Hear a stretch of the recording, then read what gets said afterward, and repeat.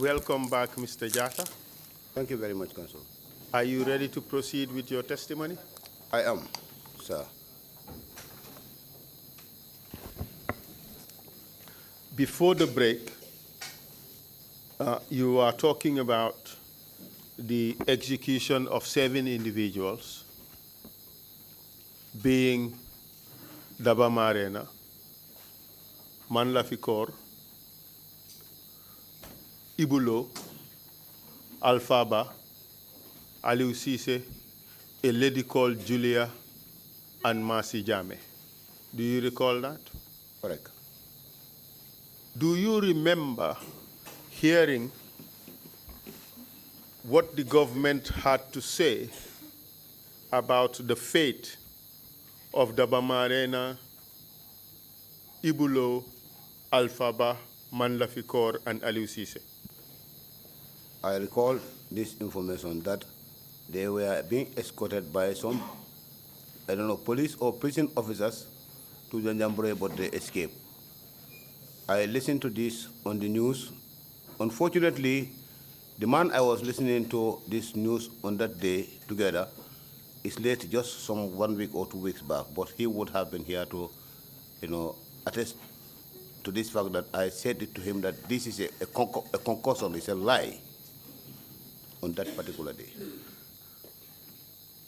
Do you think it would have been possible for that lie to be stated on national radio without Yaya Jammeh's involvement? It is not possible. As far as you know, who bears ultimate responsibility for the killing of these individuals, these 7 individuals? I will automatically say he bears the responsibility. Who do you refer to as he? The former President Yaya Jammeh. So your testimony is Yaya Jammeh killed these 7 individuals? Yes, sir. Yes, sir. After this particular operation, did anything happen to the patrol team, the constitution of the patrol team? Well, the departure of Ismaila Jammeh and in addition to that, my departure has set the patrol team in an unbalanced status. What do you mean by that? They were no more solid, and there was that form of weakness, I could read in their, performance. Give us examples. Like, men were scattered. First, there also came to be non-cooperation in between, and there was a scramble for position also. Because at this point in time, when Manlafikor was late, Tumbul, shortly before his death, decided to bring the followers of Manlafikor, his subordinates, to attach them to this team, when already we have already left. So there was that scramble of position and power in between them. And sometimes you will hear, you can tell somebody, count yourself out of my soul, but you cannot tell him, count your hearing from my saying. So what happened to you? I left, and it was this time that the fight began to be tense in my side, because the day I was leaving coincided with the day Tumbul was laid to rest. What happened to Tumbul? Tumbul was sick and he died. But we believe he died out of this spiritual fight between him and Musa Jammeh. Both of them conquered each other. Was it a spiritual fight? This is what we believe, because they were both scrambling for that appointment of PPO. What is PPO? Principal Protective Officer. For who? For the President, Yaya Jammeh. Theory has it that both of them were poisoned and they died. It could to be. Cover up Yaya Jammeh's crimes of executions and assassinations. It could be if theory quotes it like that, I will not, condemn it, because looking at the nature of how Tumbulu's family was left after his departure, and taking into consideration his commitment for Yaya Jammeh's job, one will not dispense it. So you think it would not be wrong to suggest that both Tumbul and Musa Jammeh were executed in order to cover up for Yaya Jammeh's crimes? It may be possible, because myself, I narrowly escaped that trap. We would come to that later. So can you explain to the Commission how you started dissociating yourself from the patrol team / junglers? Yes, I can. Go ahead, please. When we let Tumbul to rest, there was this order from Nuabaji that all of us present at the burial were to report to Kanilai, and we should report to Solo, and there would be a meeting. It was proposed that Solo would take the lead, that is inheriting it from the late commander, that was Tumbul. So we left, went to Kanilai. On our way, there was a Kasu farm on the right-hand side of the road, I don't know, after Pirang, where these Manjakos used to prepare this sum-sum. We passed through there. I was still having Did you help yourselves to the sum-sum? I was still with my cannabis. Okay, but did the others help themselves to the sum-sum? They were drunk from that point. Then we proceeded to Kanilai. We went to the meeting in Solo's house that was, located at the top floor of the fourth-story building. If you come immediately from Yaya Jammeh's house to the left, the top floor was where Solo's room was located. We went there, and everybody was seated. When Solo came out, before the meeting was to commence, I put the same question that I asked on the road on the floor. Which was? What do you people think about us being used against our people instead of rendering service? And again, I said I'm not comfortable. Did they respond? There was no response. Suddenly, the meeting dispersed. And then what happened after that? We followed one another to Manjang's, residence in Mud House, because then I was no more in Kanilai. Although there was a big hall that during my stay there, I partitioned into three rooms, one being the parlor and 2 bedrooms. At this time when we came, the 2 rooms were being occupied by soldiers of the physical guard. I wouldn't have a room. So we decided to go to the Mud House where Manja was presiding, because he never wanted to lose that residence. He's always permanently fixed there. Upon arriving at that place, we were at the veranda. I heard Malick Jatta saying in Mandinka, I'm sorry, it is inclusive and insult. If the commission will allow me to the commission would listen to it. It's the evidence, the commission would hear it. Just say it verbatim. This was a quarrel, and it was in words, in Mandinka. Tell us. Say natra jarra kanyo samba kebal nyata na kanyo doya. Woto nganyo samba ulo ko nganyo basele. That is what he said. That is what he said. Could you translate that into English? If it is what to take one another to the command, to be causing each other, I think we will take each other to the bush, and we fuck each other's parents, mothers. That's what who said? Malick Jatta said it. And what happened after that? I turned and faced him boldly. I knew that was for me, because it was me who caused the meeting to be wrapped up. And I said to him, "Tekala file ke ole mbasele. Moto chabo fele mbulo kono, albula moto kono ngal samba to a very comfortable booth albe mbasele la damento." And what does that mean? I said, I always love men to fuck my mother. But as I am having the key of the vehicle, bought the vehicle, I will take you to a comfortable booth where you will do this that you are saying. You were inviting them to a fight? Yes. They invited me. And what happened after that? A bag out. And then? I was angry. My intention was to wrap up the whole show because my intention was I would not go with any firearm because I took out my firearm and put it on the floor. I put out my pistol, put it on the floor before I said this. For all these operations you talked about earlier, you said you went in battle order. What type of weapons did you have? I was having a grenade launcher and a pistol, side muzzle, short muzzle rather. Okay.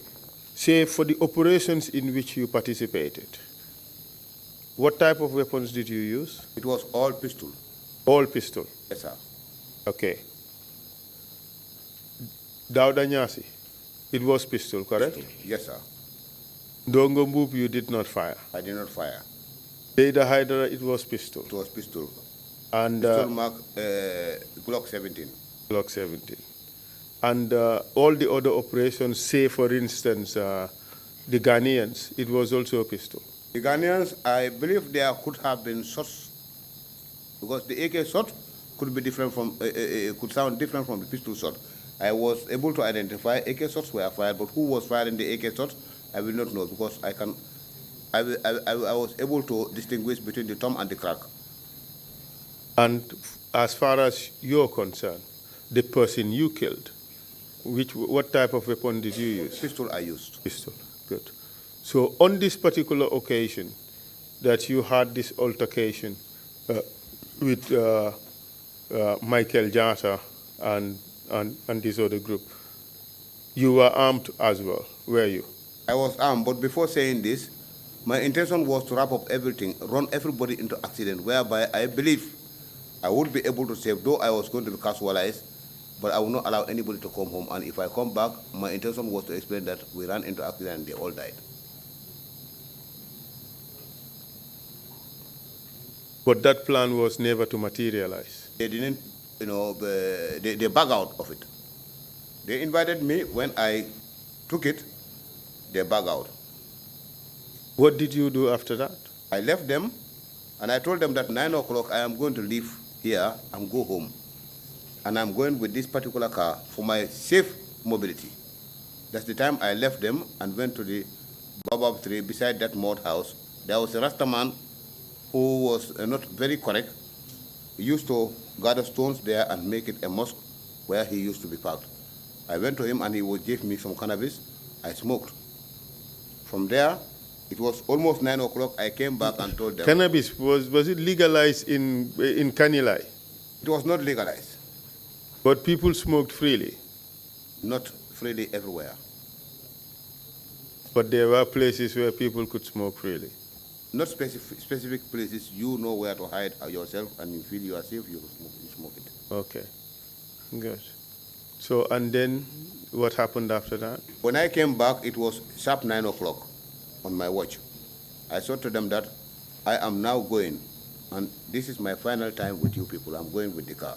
That was the time I picked my weapon, the grenade launcher. There is a process you call make safe with the weapon. Unload the weapon, clear it until they all saw that it was clear.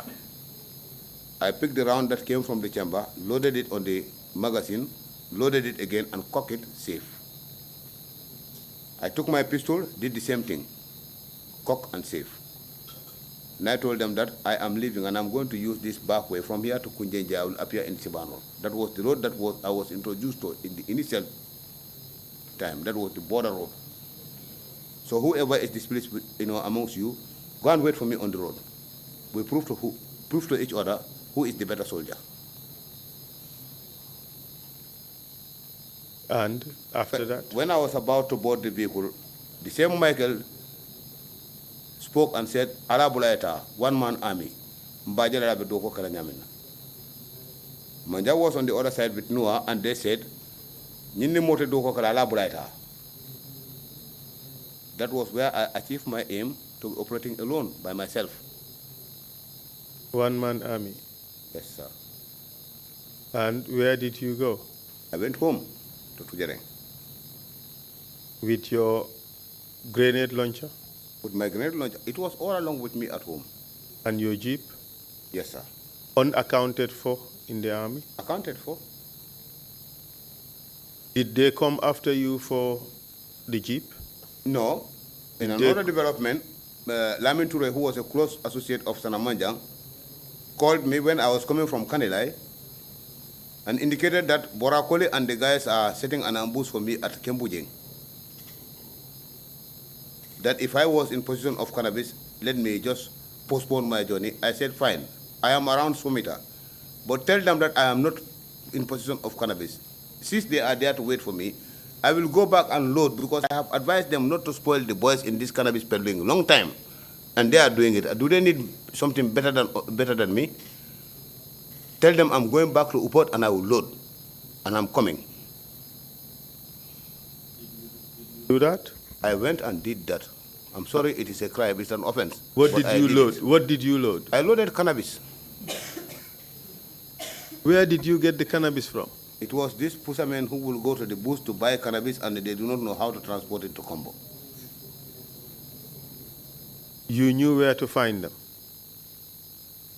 I used to patrol the border and I knew that at Upat there was one compound that was just beyond the border. There is not part of the Gambia. I would call it a no man's land.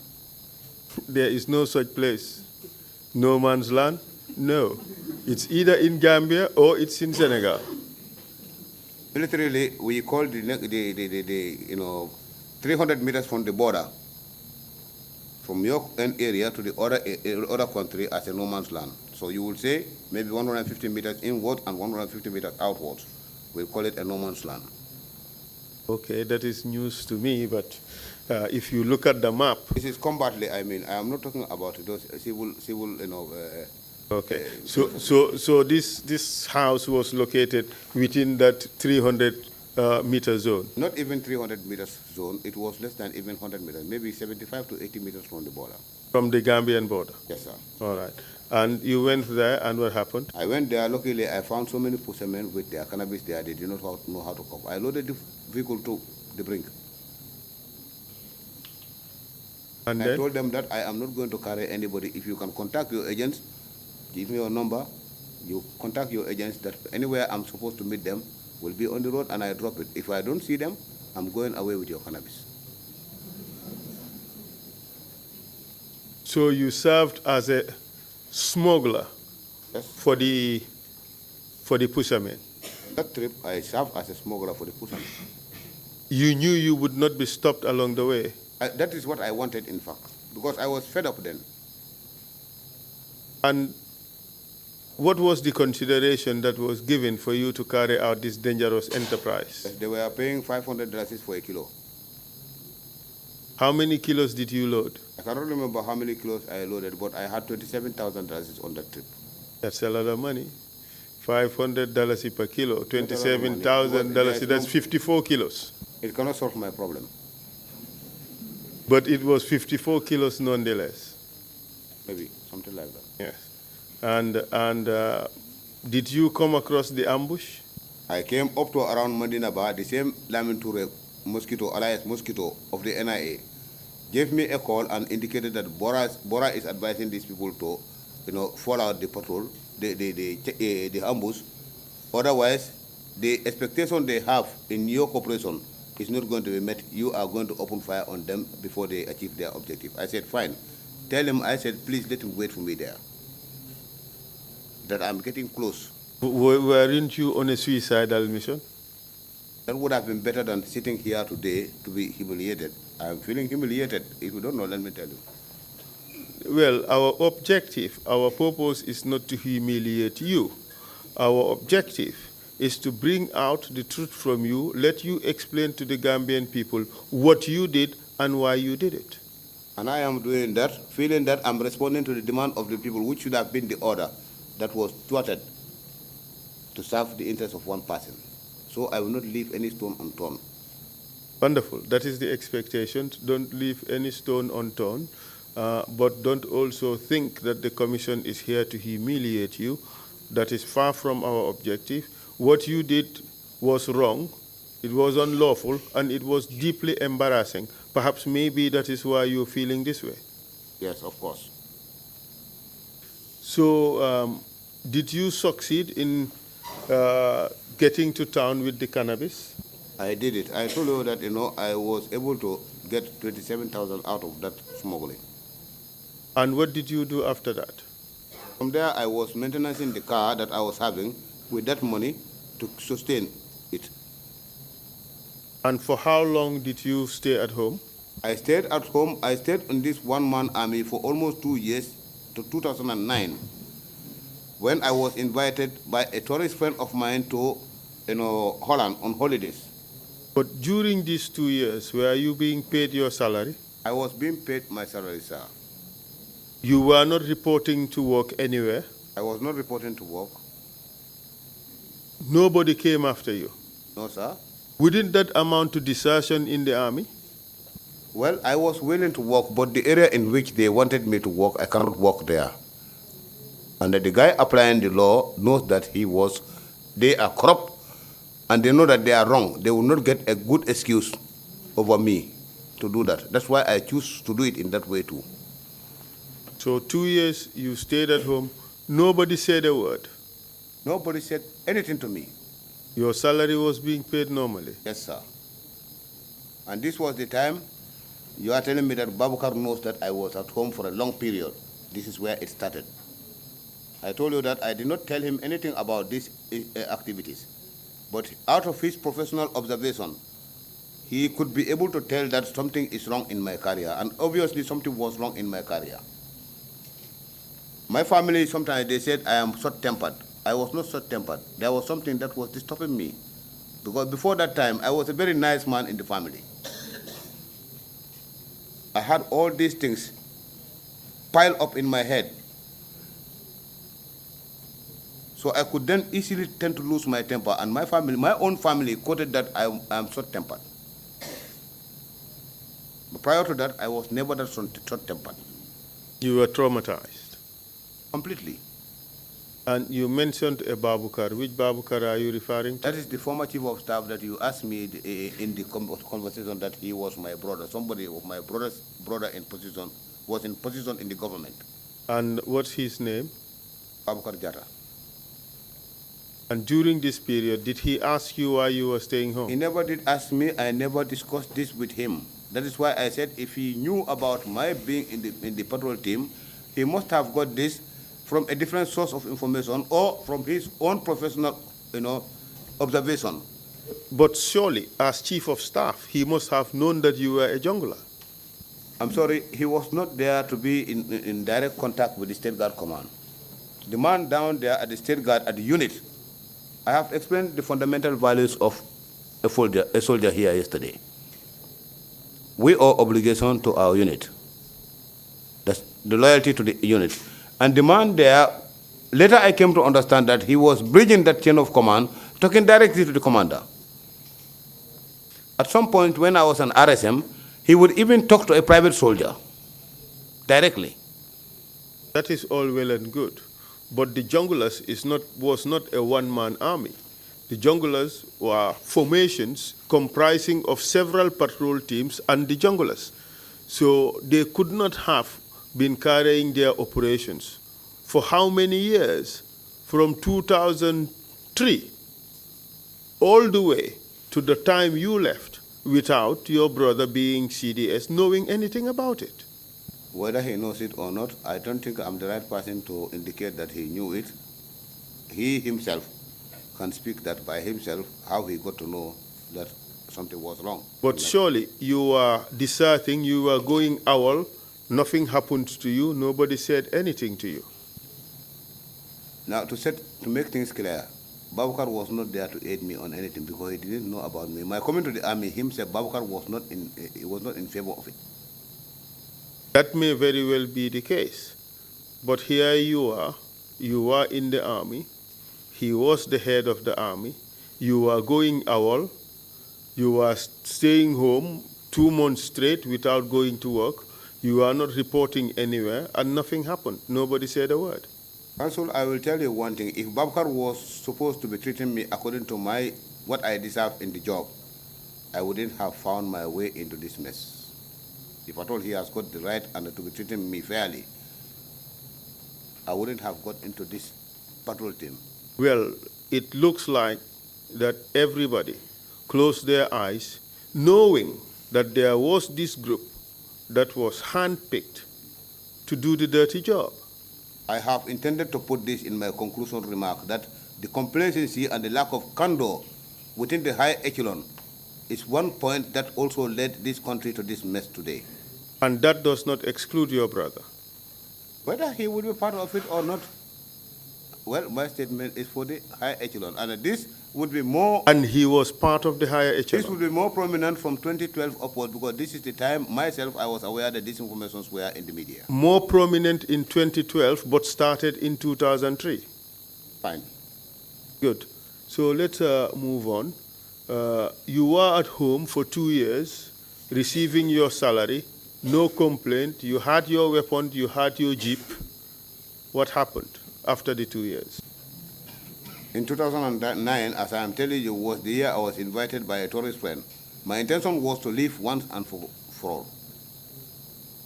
Nevertheless, I went for the visa interview at the Schengen consulate here around Senegambia. I was advised to go that in the next fortnight, 2 weeks' time, on Monday, I should come. I should expect to get my visa. But to my surprise, when I came on that day, I was disappointed. What happened? The lady I found at the table, the desk there, told me that, a commander from the Armed Forces headquarters had made a call indicating that I was running away from a crime, and if I was given the visa, I was going to travel to a third country. The commander, in whose capacity, I don't know who the commander exactly was. And I lose that. How did you feel at the time? Well, I did not feel good. I feel I was obstructed. And I was not happy with that. why do you think you were obstructed? My reasons internally was to leave. I felt this is a gateway for me to escape. But I felt it is detected somewhere. And what happened after that? After that, then 2 months after that, I was also surprised to be deployed to a mission I was never expected that from the patrol team I would be entitled for such a mission. That was Darfur troops. On miss? Yes, sir. UNAMID. UNAMID. UNAMID before on miss, yes. UNAMID. So did you deploy? You deployed to UNAMID as a military observer or as a chief pole? As a company sergeant major of troops. Okay. And? I served 6 months in Darfur. I even had a commendation letter from the then JSR, a copy of which is in my file. My commendation letter for what? My performance. And then you returned in when? In which year? 2010, 2010. right? 2010. And what happened to you upon your return? When I came home, I was subjected to this pressure from Noah Baji and General Baji that before my deployment to Darfur, my postings was Kanilai. I should be going back to Kanilai. We had a bitter row. We understand from your testimony that Noah Baji was also a commander of one of the patrol teams, correct? Correct. When Noah Baji was serving under Maleficor at the time when he was alive. So after Malefic's death, I made mention that Tumbul was trying to bring them to the team, which also has resulted to their position scrambling.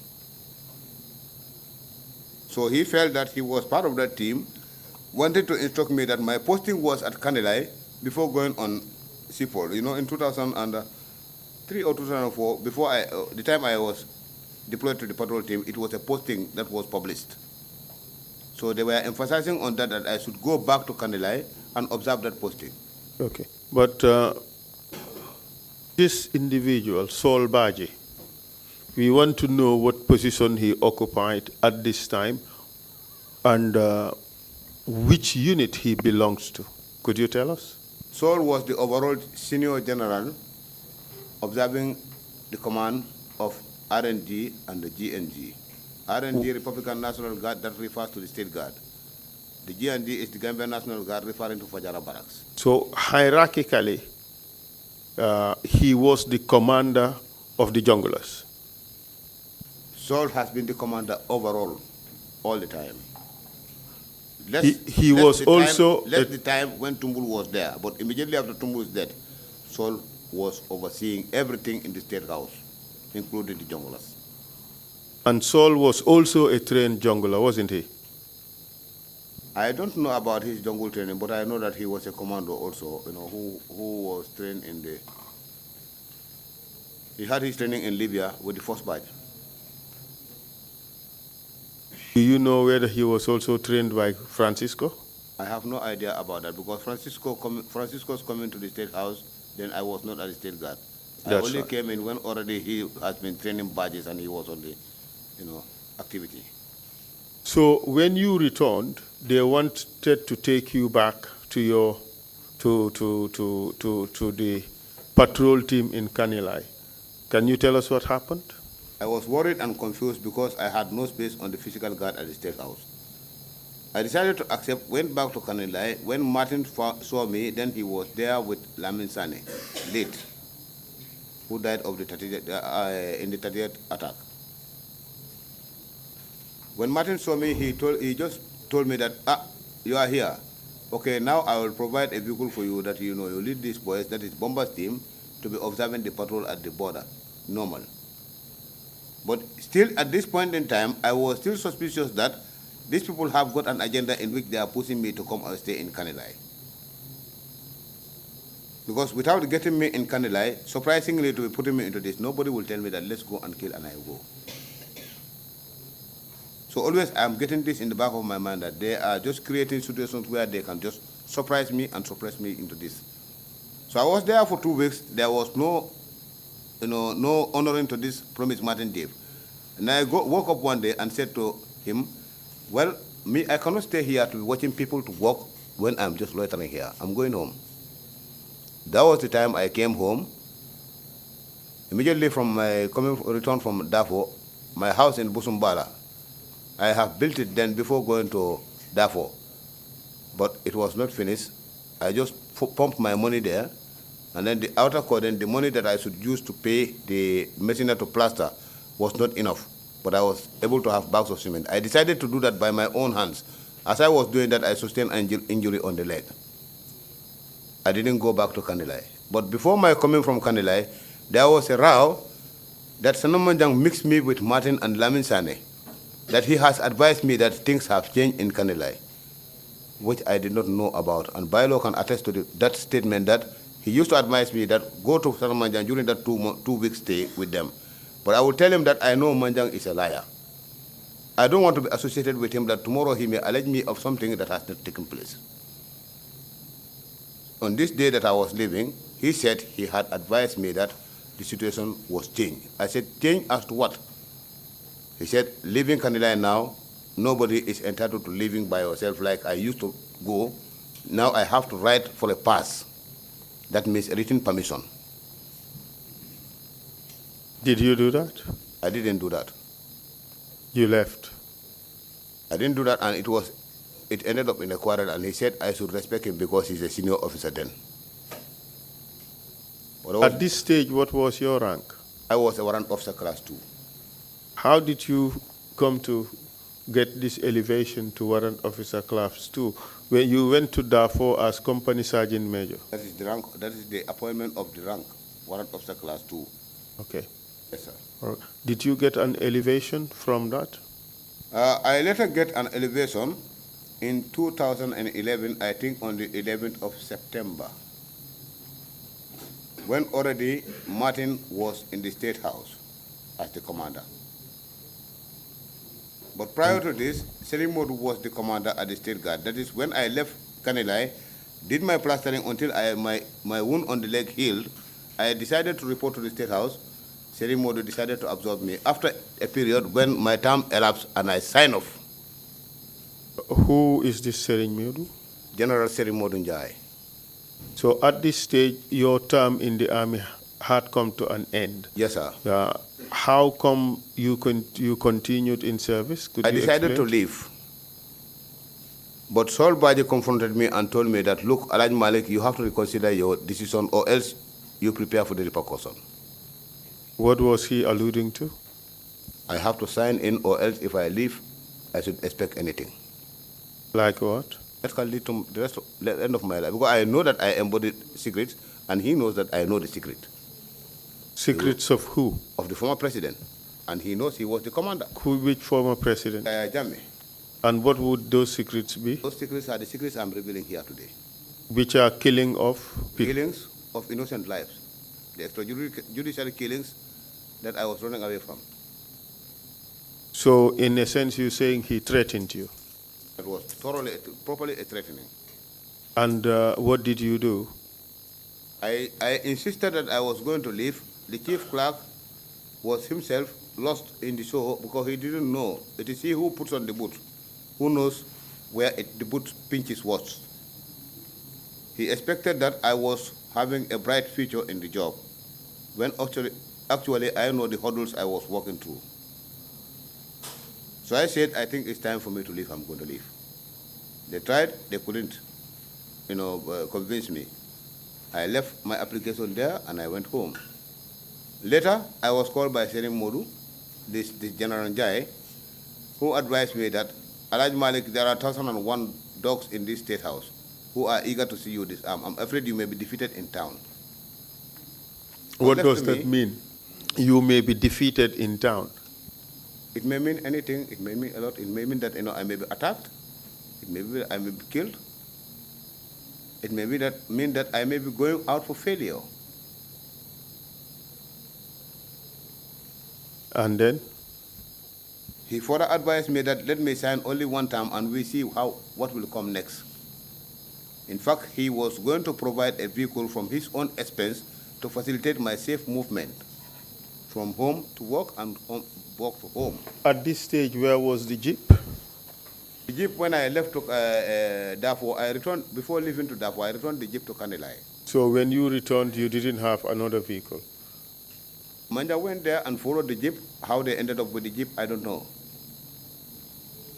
But I understand that he committed an accident, somersaulted with the jeep, and he lost almost a quarter of the year from that incident. Okay. So, on this time around, you had asked to retire, so you were convinced by General Njai to continue, yes, that there are 1,001 dogs out there who want you out, and if you leave, you can be defeated. In town. What happened after that? After that, I signed in.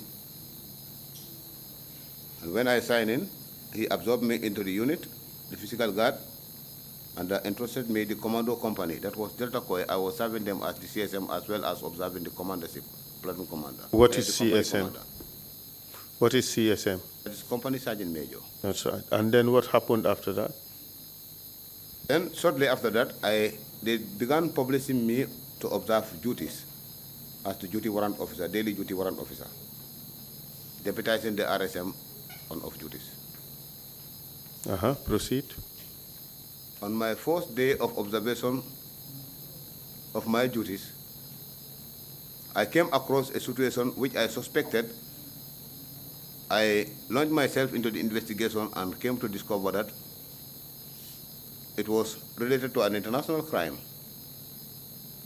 Tell us about it.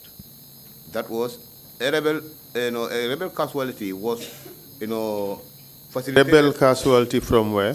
Casamas.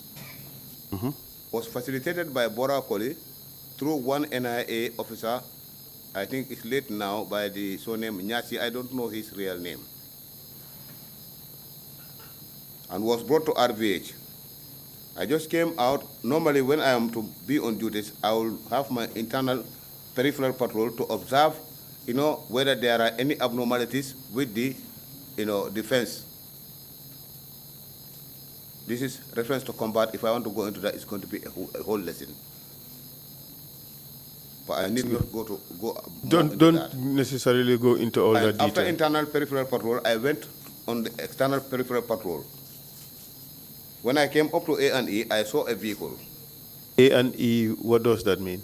A&E at the accident and emergency at the RVH. Proceed, please. I saw a vehicle that was dusty, black, and it was a Ford mark in the darkness. Having been at the border initially on patrol, I have recognized this vehicle as a vehicle belonging to Salif Sajo in the bush. Who is Salif Sajo? A rebel leader of the Casamas rebellion. Okay. So I decided to get into that investigation at my level. I suddenly opened the door of the vehicle opposite to the driver's door and popped inside. I found an old man with a veil all over his head, sitting at the driver's seat. But the key of the vehicle was, in the key slot. I sat and said to him, can you help me? He said, what do you want? I said, who are you? Then he disguised telling me that he was a police officer from Sibanor police station, that they had a patient that they brought to RVH. So the police were inside and he's waiting on them to transport them back.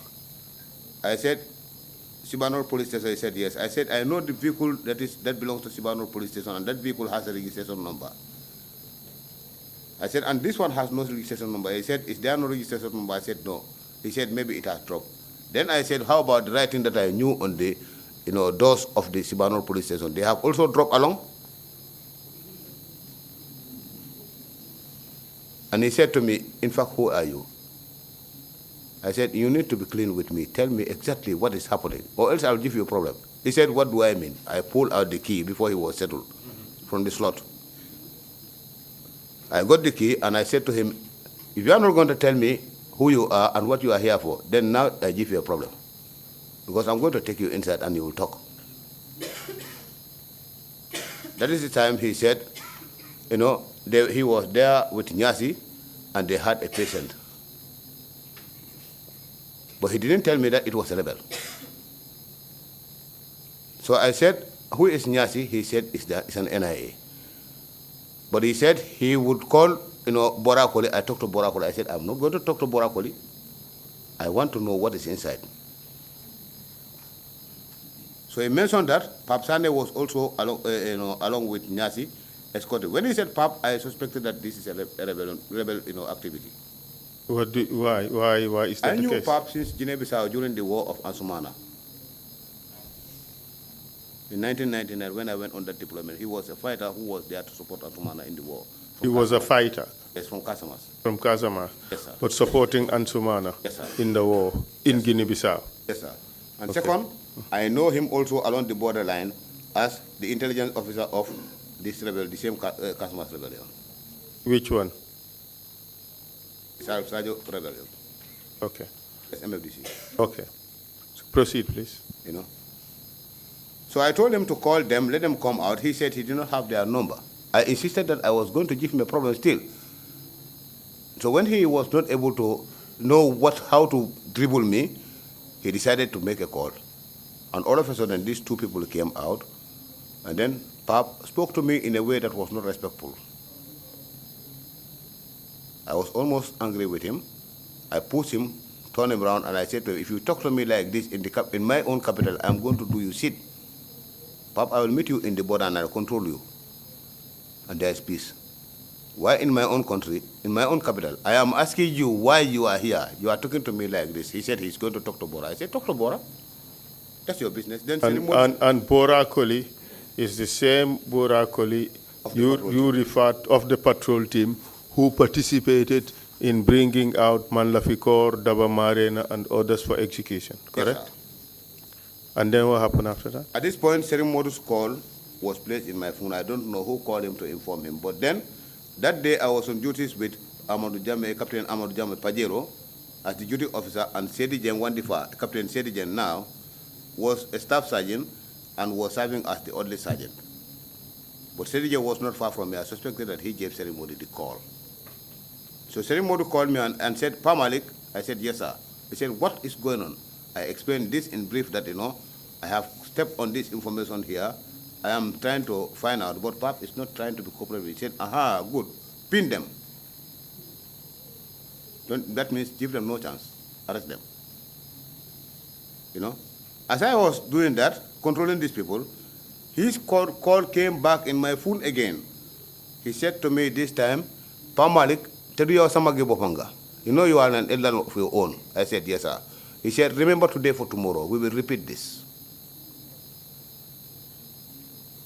What did you understand him to mean?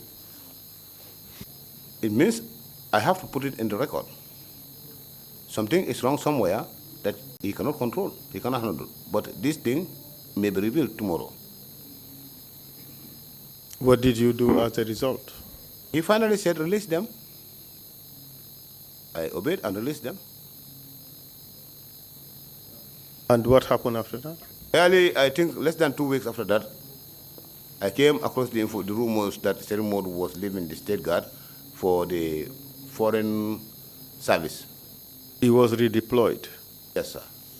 Do you know why he was redeployed? I never knew, but I suspected that it must have got an effect with this because Ajame was very cunning. He could use any excuse when he has this in the back of his mind. Do you know whether your interaction or your encounter with this Salif Sajo rebel, do you know whether that filtered into the wrong ears? I suspected deeply. What did you suspect?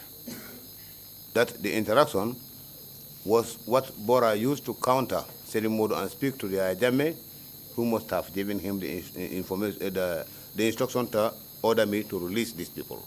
Of course, that is speculation, isn't it? Yes, sir. You're just guessing. And during this period, did you encounter General Baji? It was shortly after that. When Selimodo was leaving, I came to bid farewell and he told me, you know, Pa Malick, buy mo wahela ko ni. He was a bit angry. This guy, you and I, we will not enjoy in this job. But Pa Malick, this is the beginning of the battle. The end of this battle is going to be fucking interesting, you know? What was he alluding to? That was his departure. At this stage, what was your rank? I was a warrant officer class 2. You haven't become RSM yet. Not yet, sir. Can you tell us what happened after that until the point you became RSM? Okay, after that he left for the foreign service and was deployed to India. Then in 2011, I was then promoted to the rank of warrant officer class 1 when General Martin was, you know, the commander. In that promotion, looking at the circumstances and the situation surrounding, private soldiers whom I have served as the CSM, some of them were being commissioned to lieutenant, and the couples, some of them were promoted to the rank of captain. Excuse me, let's get this straight. From private to lieutenant? Yes, sir. From couple to captain? Yes, sir. Only in the Gambia Army? Good. It happens nowhere else? So in that promotion, I was... Answer my question. Yes, sir. It happens nowhere else? I don't know of other armies. I know of the... Have you ever had that happening in any army? Well, it must be based on, you know, complete merits. On this particular occasion, was it? No, there were no merits of such. It was mass promotion, was it? Mass promotion, of course. Well, how would you call that? What was the motive for doing that? It's best known to the command. Would you say, would it be wrong to suggest that it was just to bribe the army? Well, I will not call it like that. You think it was justified to just... It was not justifyingly done. It was done based on selective, you know, like favoritism. Who you know, something like that. But was it Who just... is close to you? Even if it was done selectively, even if it was based on merit, would you say it was justified to just so suddenly inflate the officer corps of the army? I will not by justify just promoting? It was not justified. In fact, that has got a very big effect in the performance of the unit. Because wrong people were put at the wrong positions and with the wrong ranks when they do not know the function of that particular rank.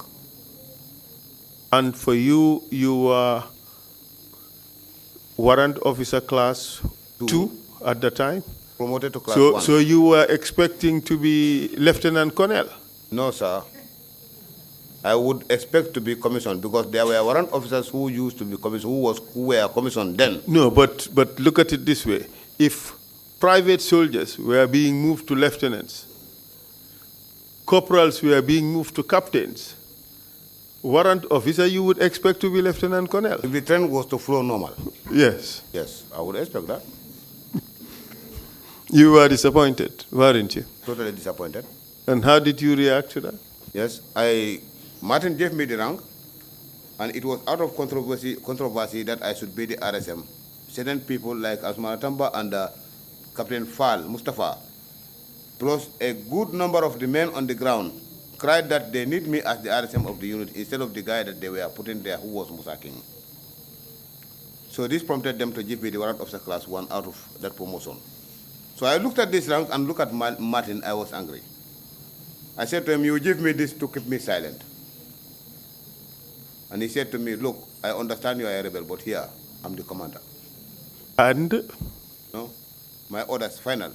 And? Or else I take you 6 feet deep. I said, fine, let's see how you will do that. That was a threat, wasn't it? Yes, but I was always ready to take it also. Because since my departure from patrol team, I was in this type of situation. As long as my side weapon was with me, who dares win? And high on weed? No, then I have stopped smoking weed. Okay, good. Even cigarette, then I have stopped smoking cigarette. You stopped smoking. That's why I stopped smoking cigarette. Good. You started rehabilitating yourself? That was in 2016. Yes. All right. So after all this with Martin, you're giving warrant officer class 1. What happened? Then in 2012, I was sent to study the warrant officers, leadership, military leadership, plus global enlisted membership of leadership. I did that course in Houghton Academy. In where? In Houghton Academy in Freetown. Sierra Leone, correct? Luckily, I topped the course. Congratulations. I was there with Seth Njai. Okay. I left Seth, who came back with some of my, recommendations. And were you recognized to be honored? I was recognized by the headquarters, and nominated for a National Medal Award, but it never took place in 2013. You were never honored? You No. were not given the award? No. Do you know why? I know nothing about that. Okay. Do you think you were badly treated? I was totally badly treated. I was being denied. I will say my refusal to go back to the patrol team, led me to lose these opportunities, but I did not mind about the gains. My safety is what I mind. Unfortunately, I am here today that the whole nation will run after me, but I will give them what will make them understand. I know it is difficult, and I seek forgiveness and their pardon. So, after this training in Sierra Leone, what happened next? That was the nomination for National Medal Award. From there, again, I was nominated for a staff officer's mission. This was supposed to be a MILAPS, military observer mission, alongside Salve Corps, and the circular passed through my office, but it was again turned down at the state guard level. Do you know why? Nay, when I went back to the Policy and Planning Office, they told me that it is said that the president said you should not go. That is And what the command who told was the president at the time? That was the same Yahya Jammeh. How did you feel? Bad and offended. During this period, did you have other encounters with General Sol Baji? Sol Baji, immediately this man, General Njai, left. He stopped me around the glass house and asked me that, you have chosen to listen to nobody other than General Njai. I said, yes. And he said, now that he is gone, what is next? I said, yes, till God is there. Allah be jele.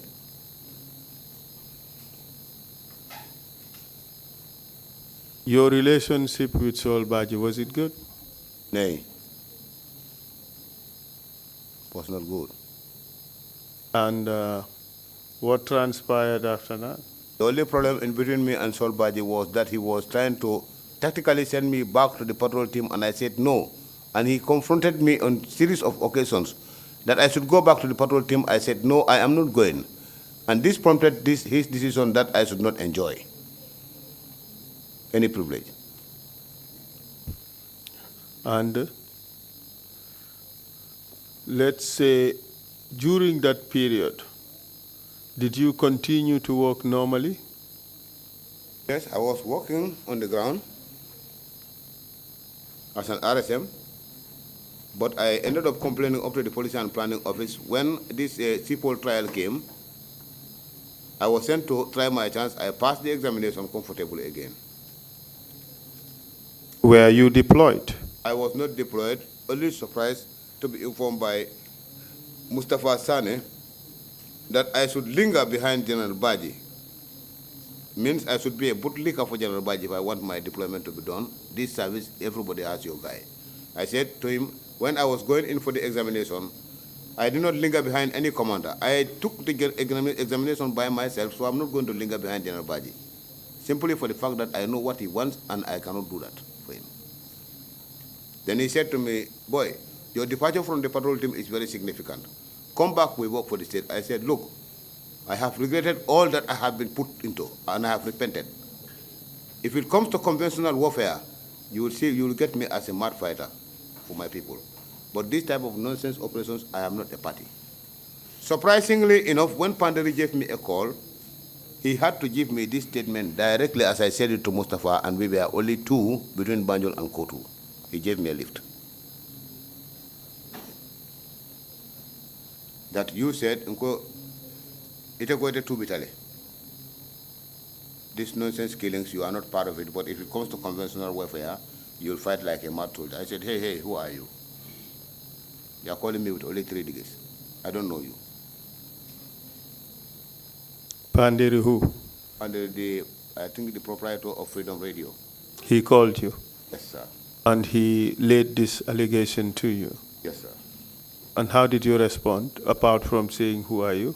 Yeah, he further went into, allege me that I took Imam Babali, whom I don't know within the people today, and one lawyer, Silato Kanilai, with Bora Kole. We shot them in their struggle to die. Bora was afraid and he ran away. Me, I came and finished them with shots. That did not go down well with me. But I was very angry, and I, turned the whole conversation into insults. But Babali is alive, I understand.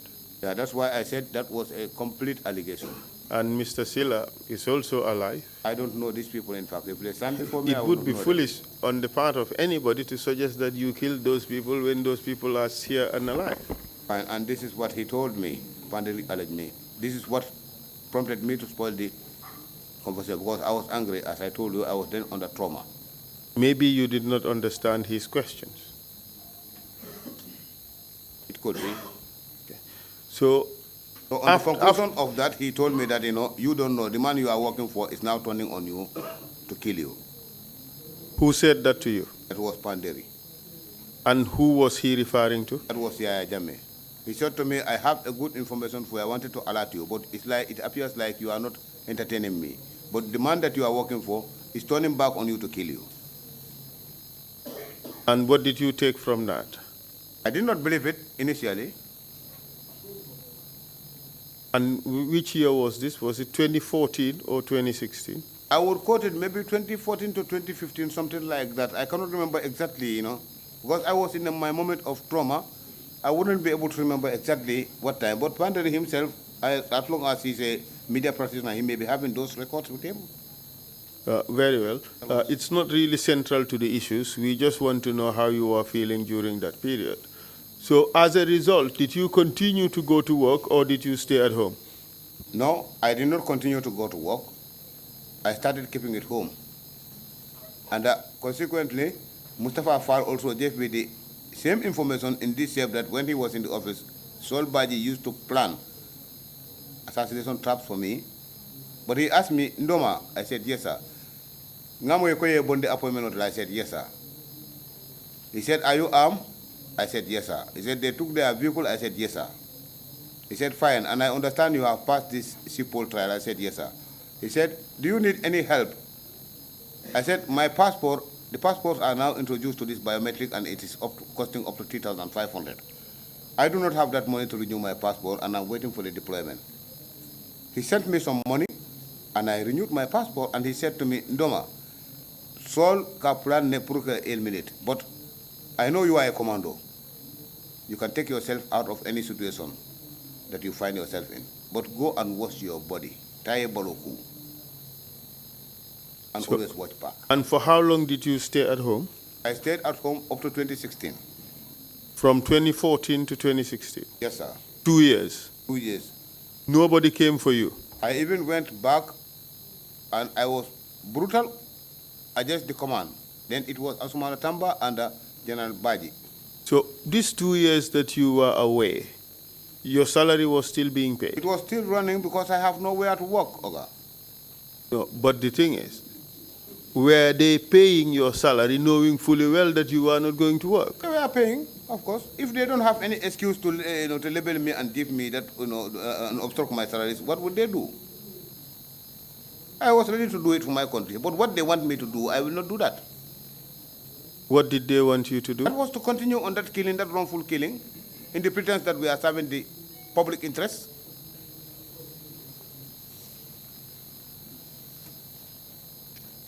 So what else did you do? Then when I attacked them, it appears like Solbaji was rejoicing in my sufferation. Asked me funny questions, and at the end of the day, I was mad. I asked them 3 questions. Why are you people corrupt? Why are you suppressive? And why are you unfair in the treatment of personnel? This did not go down well with them. So Asmana said I should shut up. I said I will not shut up. When Solbaji spoke, I said when all this nonsense was beginning, I talked to you. But you could not let justice stand. And now you are telling me to shut up. I will not shut up. Then they said fall out. I said I'm not going to fall out until I am done. And then I was angry and I was sweating. Were there any consequences for your so-called insubordination? Yes. What happened? Asmana decided to offer me a charge sheet. And did it result in a court-martial? No. What happened? I came back the following day to peep and know what was the situation in the battalion. So I was advised by Amadou Diouf that, look, what you did yesterday could be very violent against you. I will never advise you on the wrong thing. Try and go and apologize to these people, or else it's going to be violent against you. I said, no, I'm not going to advise. I'm not going to apologize. Because they know what they are doing with me. He said, no, I am advising you. Me, I am somebody who like your future. Go and apologize. I went to Asumana that day. In order to apologize, I cried. So the apology led him to remove that charge sheet he put in my file. So after all this, you stayed home for 2 years, and come 2016, what did you decide to do? I came on board during that election standby. It was a general standby for all soldiers.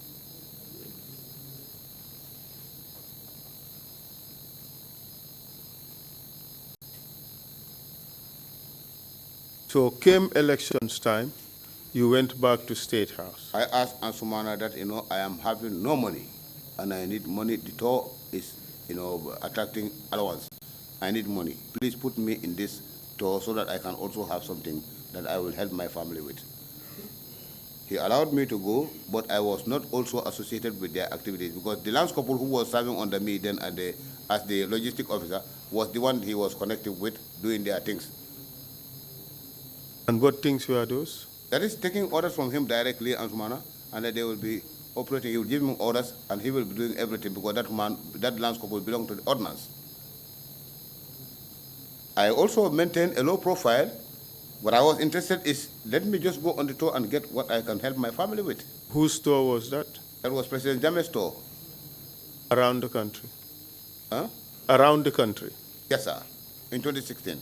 When we came back, then on election day, before coming back, I started to suspect this assassination trap whirling around me. Because when we were on the way, the last couple I was working with, as logistic officers, he had an in-law in Kolikunda before reaching Farafenye. He asked me if I could allow him to go and say hello to his in-laws. I said, no problem. We will go there and we rush, get to this place and erect the tents before the arrival of these people. There is enough time. So when we get there, there was a marabout. The in-law was a marabout. Decided to do his stuff and told the boy that, look, this man is your good elder brother. I said, yes. He said, fine. There is one amongst your superiors who want to show him something very dangerous. But as you are going on this road, you can take out this charity. We did that. So we came up to Basse. A former girlfriend of Manjang placed a phone call in my phone, indicating that she went to General Baji. General Baji gave her $20,000. And that she is always isolated at Brufut Heights. If I can choose only a single night to accompany her there, she's always isolated. I turned it down because I suspected that that would be an isolation trap. Then come to election, the same Lamin Ture also called me. I was in Busumbala. Promised to give me money which I have never begged. But invited me to meet him at Westfield in the night when his office was at Banjul. I put this to his question. My office is in Banjul and your office is in Banjul. Why are you inviting me to Westfield at 10 o'clock in the night when you know I'm in a standby? He said, hey, Baba, I'm on foot auto. It has not got to that. Now, let me tell you how we are going. I said, I don't know how we are going to do it. He said, I'm going to send you $200 credit, and tomorrow I will come to 22nd July Square and call you. I give you the rest of the money. I have never begged him money. Most of the set an amount. I said, okay, fine. If you do it like that, I'm happy. It never happened, up to date. So on the 12th of December, I was promoted to this rank. Which is? Lieutenant. Were you surprised? Very surprised because I was not informed as to which rank I was being promoted to until a night before.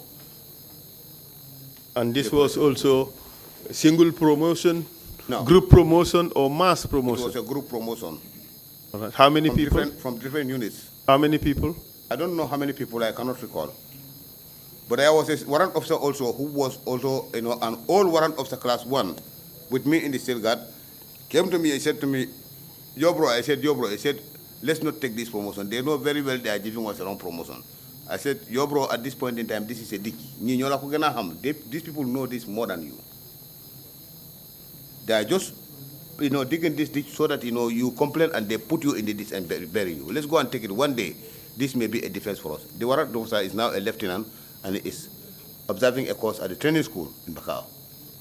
And others were promoted to very high. From that appointment, the predecessors I have succeeded were promoted from warrant officer class 2 to captain straight. I was a warrant officer class 1 for 6 years at that appointment. Others were promoted to lieutenant colonels and majors. Fine. And brigadier generals. I came back home, complimented General Tamba, and I just showed him my shoulder, indicating that this is a wrong promotion. He said to me, I have seen it. And he repeated it in Mandiga Ngajele. He gave me his back and walked. So I proceeded to Solbaji, saluted him and showed him. I was very surprised to see him sound in this way. Alaj Malick, in fact, you are too brave and you are very wise. By now you should not be. What does he mean by you should not be? I should have been dead. Did he say anything more? Yes, he said, we gave your issues to Bora, but Bora could not manage you out. So, and what do you understand that to mean? That means Bora was supposed to assassinate me.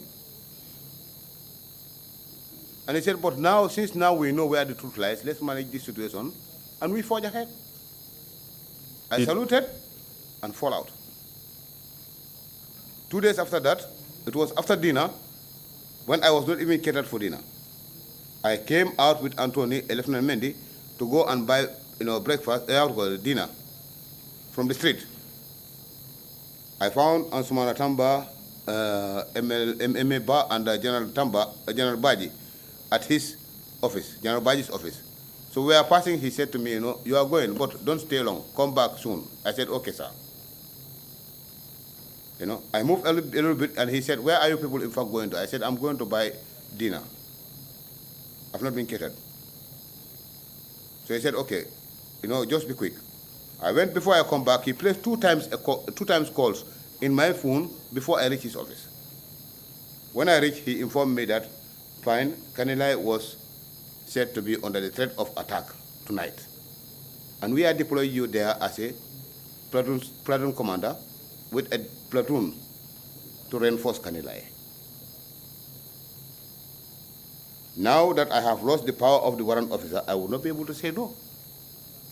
But I know I was not going to join the patrol team. I decided to take it. Did the warrant officer have more powers than the lieutenant, second lieutenant?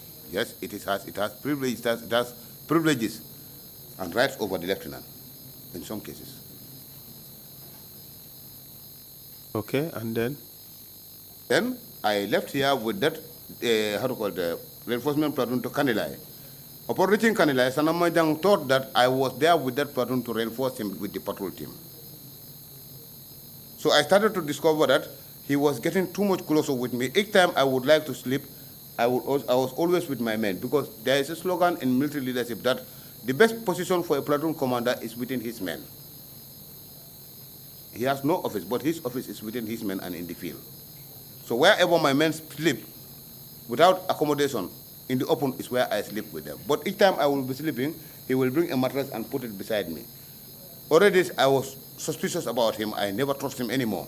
So I will get my weapon on my laps, just laying like this. Sometimes I doze and I'll be awake until daybreak. So at a point in time, he told me that, I think we will join forces together so that, we will be conducting this peripheral patrol here as you are doing it. I said, then bring your nominal role. I have the nominal role of my men. They are all accounted for. If you bring the nominal role, I will blend them and I will deploy them. Nobody will cheat the order. He said to me, I have no nominal role, but I operate with the CTU guys. The sergeants can give you the nominal role. I said, I'm not interested in that. So he decided to seize the vehicle. That was the patrol vehicle that we used. We found there, we used to use them for the peripheral patrol. He decided to park them in the hangar and claimed that they were broken. He took them for maintenance. Out of this, we had a row. When I confronted him that, when will we get the vehicles to secure ourselves by, conducting this peripheral patrol, because we are under threat.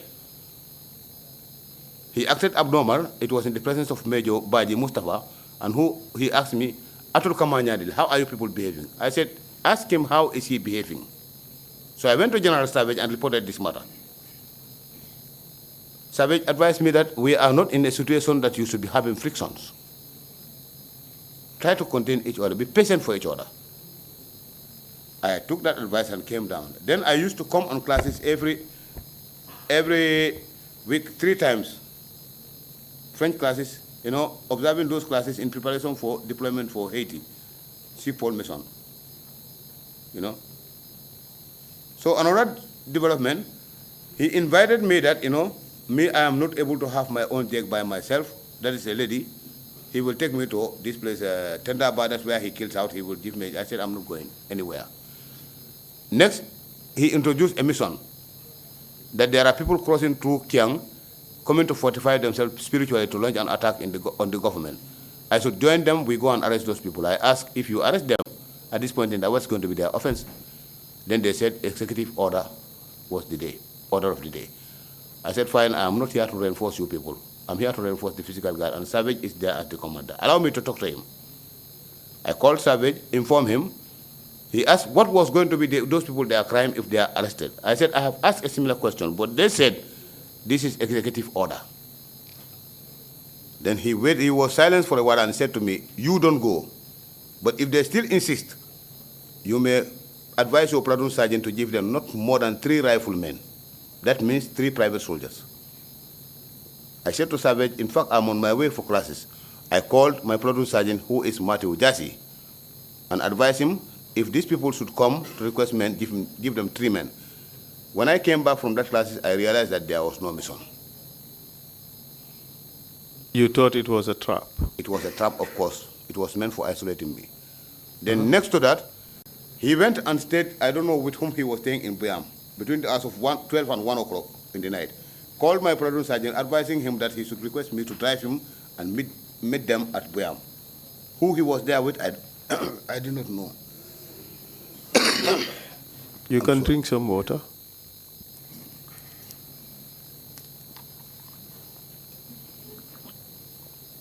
And Mr. Jatta, we should start wrapping it up. We have 15 minutes to go. Yes. Go ahead. He advised this man to call me and tell me to drive him. The man called me. I said, look, what is the official errand you people are running at that place? He said, now, fine, no, Colonel said that, I should tell you. I said, tell Colonel to dispatch his people to come and pick you. He said, there is no driver. I said, stop it. Tell them to call me. If there is anything I am to meet them in Buyamfo, I will know how to approach them as a soldier. Now tell them to call me. They didn't call me. Next to that, the following Friday, I came for classes. I went back in the night. I reached and found ML Mendy, Colonel Mendy, at the MRS. I just say, good evening, sir, and he just jumped to questions. Did you call to inform that you are coming? I said, to call who? He said, the cooks. I said, I don't even tell the commander that I'm coming. Since the first day I came here, I told him I have 3 days classes in a week. So he only knows that I'm gone when he does not see me, and he knows that I'm in when he sees me, because he knows these days that I go on for classes. He said, fine, they will not cater you for dinner. I said, I know that, but this is not my first time. I'm going for classes just to come and find remnants. Whatever I found on the table is what I do use. Then he said to me, yes, the boys killed a dog and they cook it. They dish me. I did not touch my plate. If you want to help yourself, you can use my plate if you find any plate that's not touched. That was the plate I took to Buffalo's house. I even sent a lance corporal to go and bring that plate. We went to Buffalo's house. I touched the fish 3 times. The 4th one, when I put it in, I took a different odor and I put it out. That is where I caught this stomach problem until 2 days after that, I was, operated. From that night, I couldn't have peace. What do you think happened? Sunday. What do you think happened? I was poisoned. I suspected that plate was poisoned. But somebody informed me after consuming the plate that Sana has changed his, ghetto to the officer's mess. He wanted to inform me that I should not allow my plate to be delaying there, because this boy is a bad man. He can put anything for you in the plate. Since he was aware of our primary problem. But then already I have eaten this plate.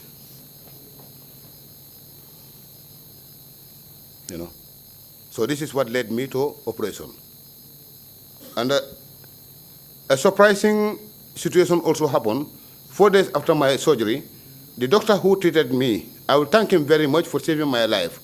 But he raised suspicion in my side as to his knowledge of this assassination. That was Dr. Tony. 4 days after the surgery, he advised me that patient is strong, patient can take bath. Could you say again? After 4 days, he said, patient is strong, patient can take bath. I said, take bath, pour water on my head. He said, yes. Then I said inside me, in my own thoughts, that you are late. If you have just got into this operation, the operation has reached you now, you would have finished me at the surgery. But now that I am on my bed, no, you cannot. Because since a day after my surgery, I advised my runner to go for my pistol. He brought my pistol, I cocked my pistol, put it in a nylon bag. I was lying down in the hospital with that pistol because I suspected that somebody might come to finish me. This is why when I was discharged from the hospital, I was able to go home with my firearm. I wouldn't have gone home with a firearm until my time of arrest. And few days later, what happened? Few days later, I was discharged 6 days later after that. And then? And then, on the 19th, there was this economic activity. The impasse was tense.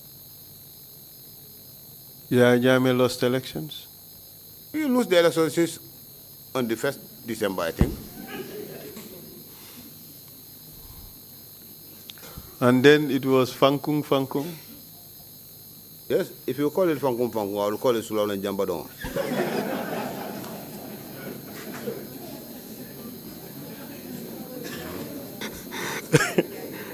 I do not know that one, definitely. Could you translate that?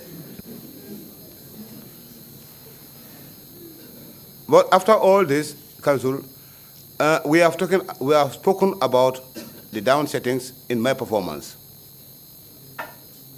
I have got areas in which I have also performed better to the interest of the people. If I am given the floor, I think I will.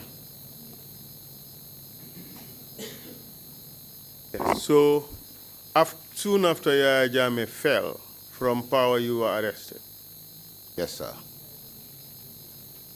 And you are here? Before that arrest, I have received many loved ones' advice that leave the country. I said, I'm not going to leave. One of them even asked me, why? It's like you are waiting for your job. I said, yes. It means you love your job. I said, why do you ask? He said, because you must love your job in order to be able to do your utmost. I said, no, in my institution, it is unfortunate. That is not the rule. It is a must to obey the order. So he said, I must leave. I said, no, I am not going to leave. He said, why? I said, because I don't want to betray my oath, and I will not betray my people.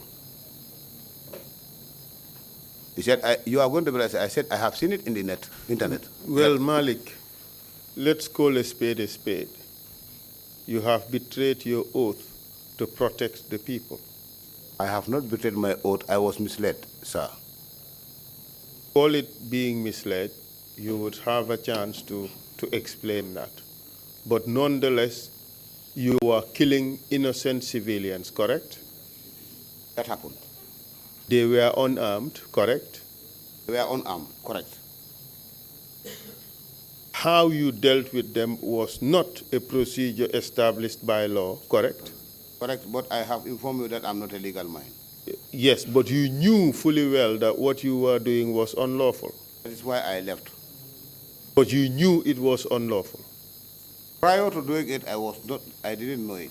But when I knew that something wrong was taking place was the time I... Knowing whether it was justified and knowing whether it was lawful are completely different things. You knew it was unlawful. No, where I got it all wrong was, where I got lost, was when they mentioned a rebellion was cooking to be Hajj. They were able to convince me.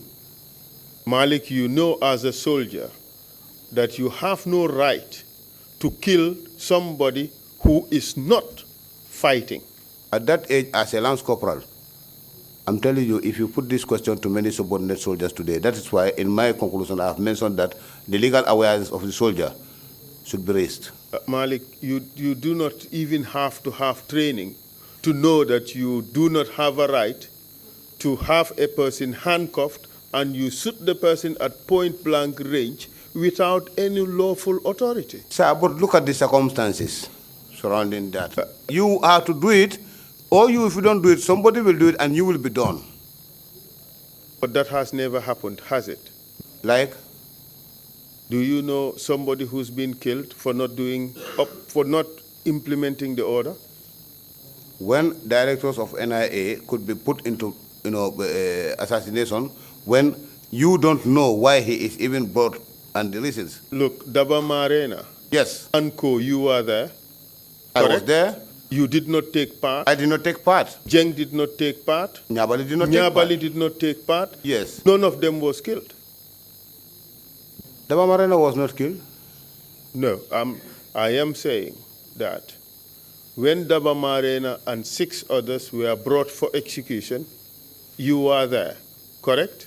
Yes. You did not take part. Yes. Jeng did not take part. Yes. Nyabali did not take part. Yes. Others carried out the dirty job. Yes, sir. Nothing happened to you. I am telling you that these boys followed my footsteps when I resisted, and that was a time I have chosen that I will not do this long job anymore. What I am driving at is, from the first one... Yes, but look at what happened at the end of the day. I would have died. From the first one, you should have stopped. You didn't. The second one, you should have stopped. You didn't.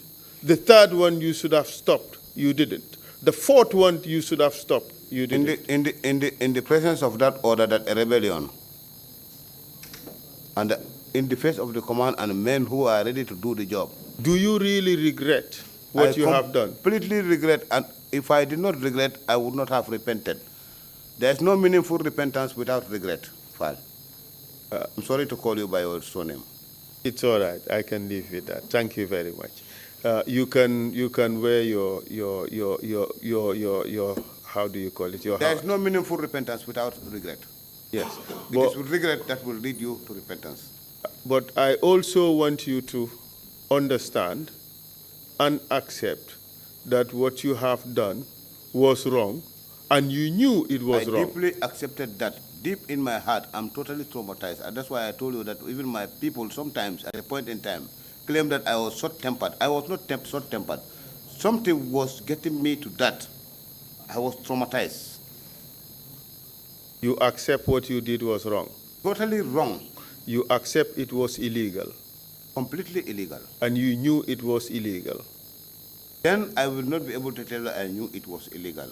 Was it because of the weed or the pressure? Initially, I was under pressure, and with these influences of this, criticism I told you before, you would not see until you are cleared out of the criticism. Mr. Chair, I have no further questions. Thank you for answering my questions. Welcome, sir. Thank you very much, Counsel, and thank you, Mr. Jatta, for your testimony and for coming to confess some to violations of human rights and abuses that you had committed and the ones that you had seen.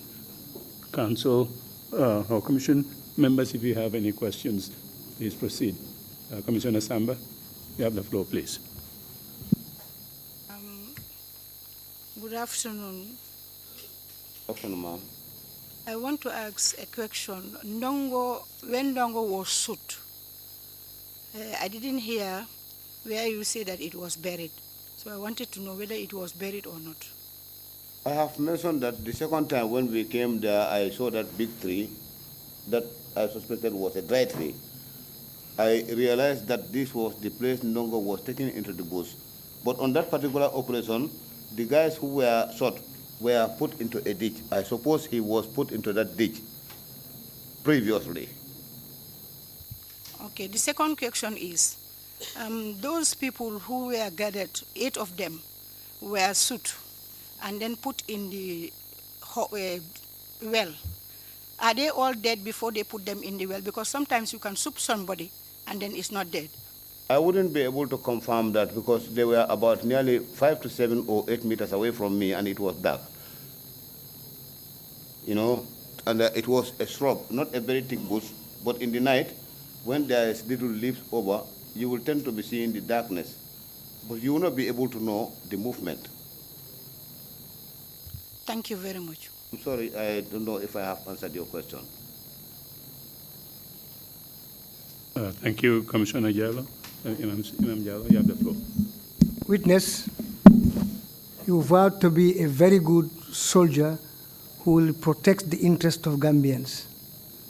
But you have joined the band to kill Gambians without much thought. Now, there are still other people in the country who are saying that the TRRC is fake, it is not just. I want to have your honest view. What do you really think? What do you have to tell these Gambian people who are saying that the TRRC is not doing justice? Thank you, sir. I wanted to include that in my remarks. But nevertheless, I will not give back to your question as it comes to me at this point in time. Gambians have been lost for a long time. My advice to the Gambian people will be that don't think about your individual interests. Let's think collectively. Somebody has suffered a pain somewhere. Me, I have spoken to the investigation team that despite the plight I have gone through, I will not lodge any complaint because what I have been put to destroy and damage in the Gambia was more than the plight I have experienced myself. So to do myself justice, my role is to serve my people. If I could not stop it at the time, I think this is the time I have got to, give the Gambian people a right.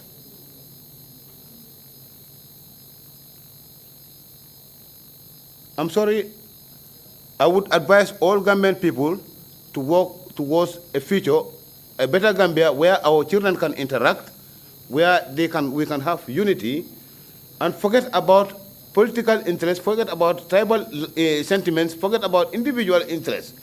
Let them look at what was spoiled, and we have to agree that we are put to wrong and we have done wrong. That way you can be a complete human being. Me, out of this experience, I think this experience will craft me to be one of the best type of personnel on earth.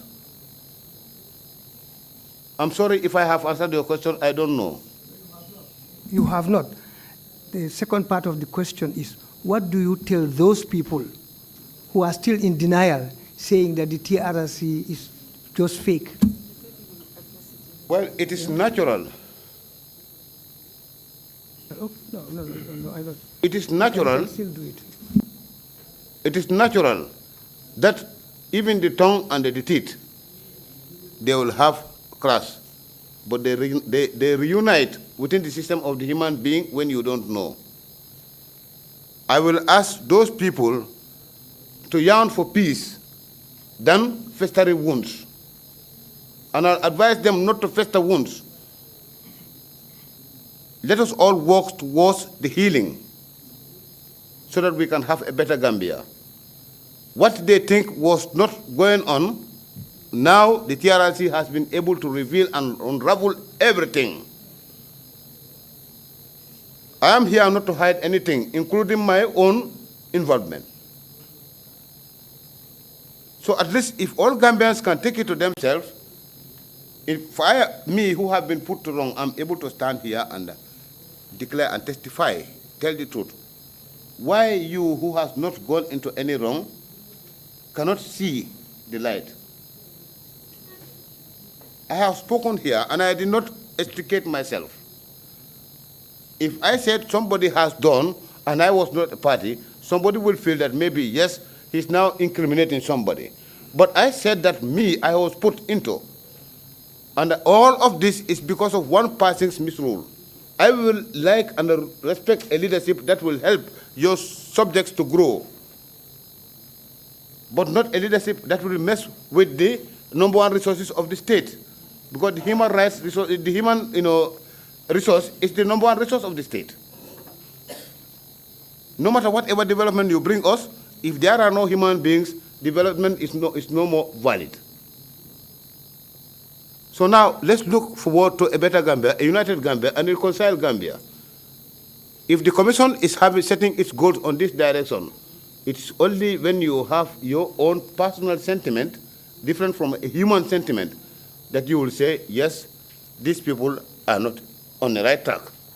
But God says, forgive. Forgive if you know it's better. I am in this place. I am not happy of being here to talk. But I quote from the Quran, Surah Al-Hadid, that no calamity will befall on earth or in your souls without it being written in our decree of books, in our books of decree.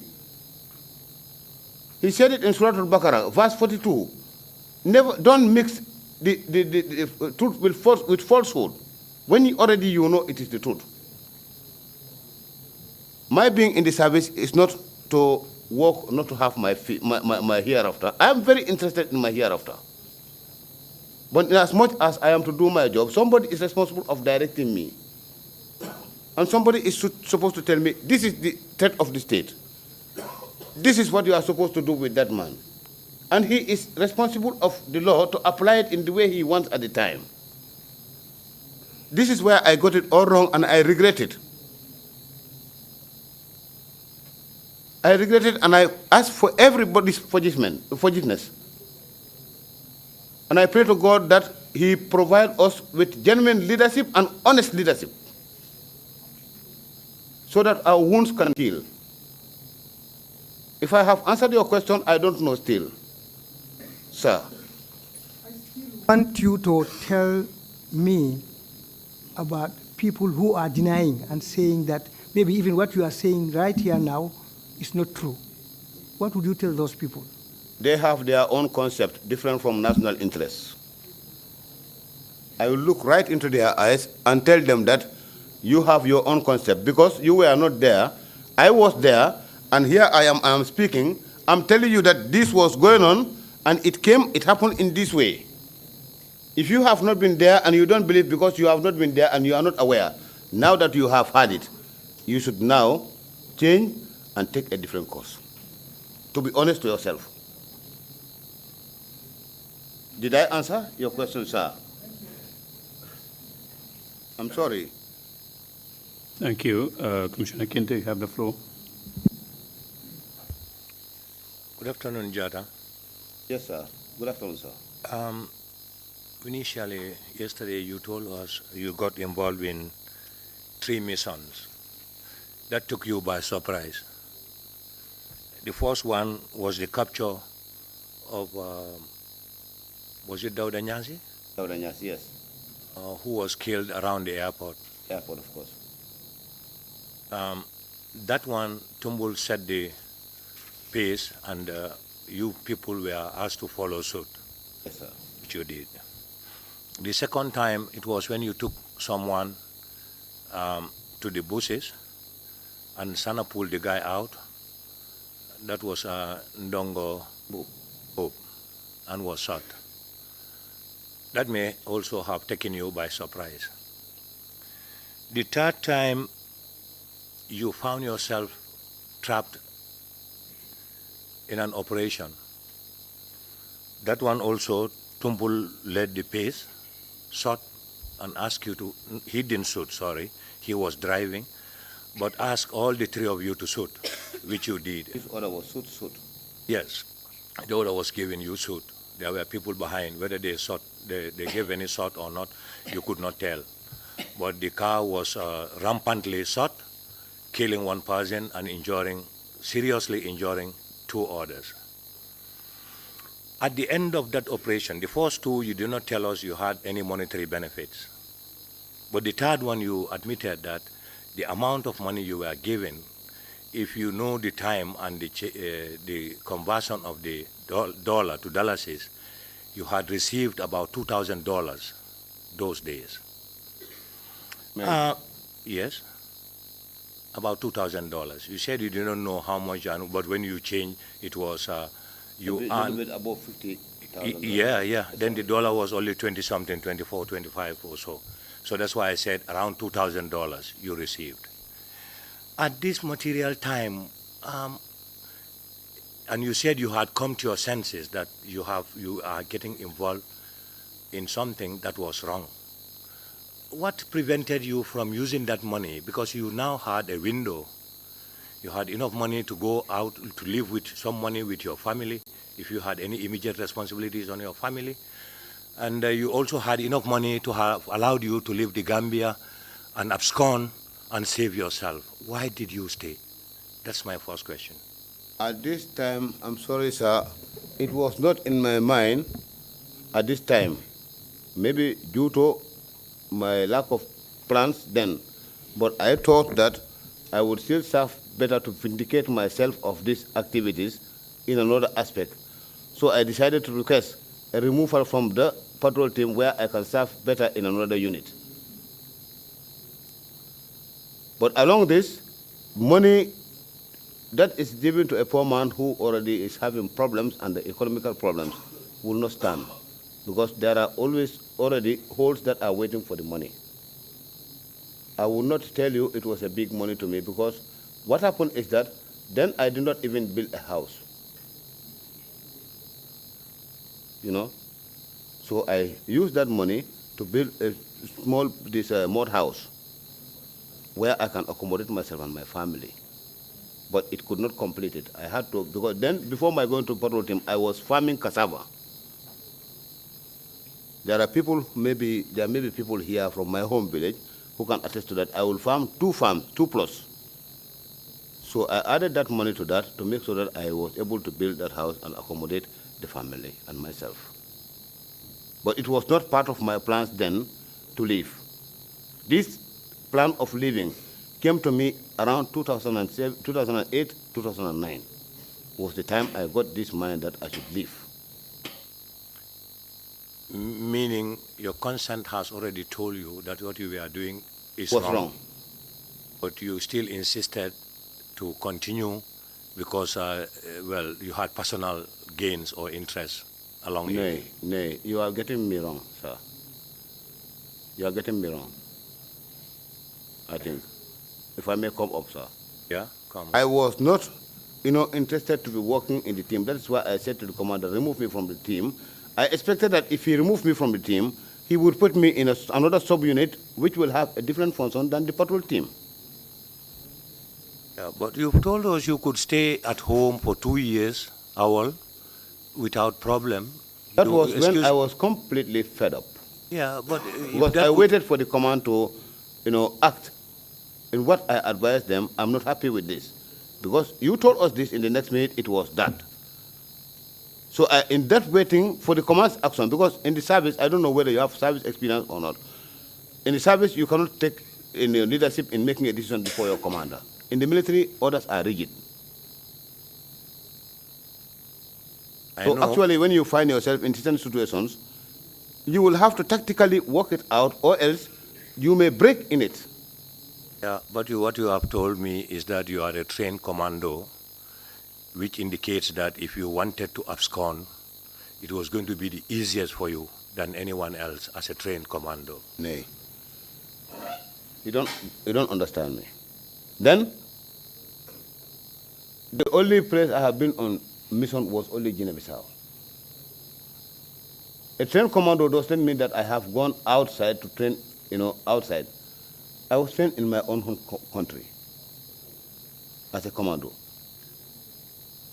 But I was not trained for absconding. All the training of a commando is centered on 3 different topics that are different from the normal soldier. These were raid, infiltration, and rescue. But it has nothing to do with absconding. Okay, Jatta, you still had a second chance when you went on a mission. When you went on a mission outside the Gambia, you were already outside the borders of the Gambia. Mm-hmm. Wouldn't it have been justice to this community, the Gambian people, that you abscond thereof and denounce what was happening in the Gambia? Which mission you mean, UNAMID? You had the opportunity to abscond and denounce what was happening in the Gambia, and you did not. I'm sorry, sir. UNAMID, for troops, your entitlement in the field was only $38 per month. Taking that $38 per month to abscond, those areas are volatile areas. I may end up my life where I do not want to end it up. The same reason why I did not run after the takeover, change of regime. I'm very sorry. I know how much touched you are by these operations and these, illegal killings. I'm very sorry. But actually, that's why I said the decree of Allah, nobody can pass it. Because we may have the good consent, but if Allah does not write it in that way, you cannot make it happen. But actually, my testimony here, I don't mean to fester wounds or to set somebody apart. I'm very sorry for anything I have been involved into. And I apologize. Mr. Kinte, I am very sorry. We may all be human beings, but our thoughts may be different at the same time. What comes to my mind at my own level may be different. You may be having an intellectual mind, I may be having a mediocre mind at a time. We need to be improving along the time. The Jatta speaking with this experience today was not the Jatta of the last couple experience. I have passed through sessions that prepared me to reach this point, especially when I went for the leadership course. That's where I get the chunk of my preparation. I was then a lance corporal. And then the training I have undergone then were all combat. In the army, the slogan is that the way is inducing the men to believe in what the command believes. I thank God he is able to show me at a point in time that what you are doing is wrong. And what you are being put into is wrong. Although it was wrong that I choose to leave, it's never my intention to get into this. And nobody will ever pray to God you get into such. Because it's never Gambian culture, Gambian culture to be involved in killings. I am very sorry for anything. If I have not answered your question, please, sir. Thank you very much. If you have any concluding remarks to make, please proceed to do so now. But before that, just one quick question. When you went to Darfur, was that for UN peacekeeping? Yes, was sir. that after you had participated in killings and assassinations? It was or well after that. Before? Already I have gone out. But you had already killed some people before going to the UN? Already, sir. Yeah, thank you. Who? Imam C, you have the floor, please. Thank you, Jatta, for your apology and the fact that you did not run away. I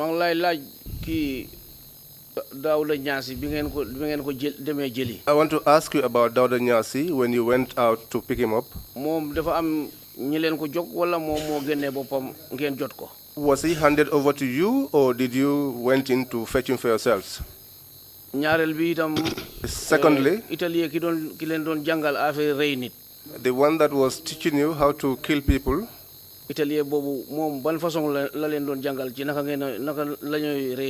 that Italian, how was he teaching you in the manner which you killed people? Was it through the gun or other means? Thank you very much, Imam. The first question is Dawda Nyasi, when we picked him, whether he was called upon or he brought himself. I think that was what he means, if there is an interpreter.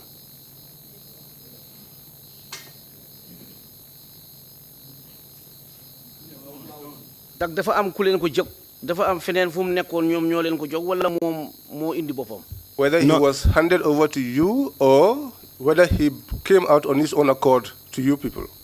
Dawda Nyasi, we saw him coming from behind the logs where we believe it was a sawmill, because logs were piled there. But Tumbul was communicating on the phone. And these are the areas that prompted my suspicion that the former president was cryptic and he was hypnotizing. He may work on you until you yourself turn on him and then do whatever he wants to do to you. Because if Dawda knows that he was going to be killed, he would not have come peacefully and reported himself to be picked on the vehicle, taken to somewhere to be killed. Tumbul was talking on the phone, but when he was talking to Dawda Nyasi, I did not know. But he came by himself from behind the piles. That is why I suspected that he could have been an agent of information. That would have served as combatly vitality, because he was not armed. So looking at the circumstances, it is indicative something was forcing him to come. Either he is connected to somebody or he must have been under the influence of something. I hope I did answer your question. With the second question of Francis Kakaso, I have mentioned that I have never undergone a jungler training. Francis Kakaso was training the junglers, I was a commando. I don't know what was his standard of training and what he was using to train the men. Did I answer your question, sir?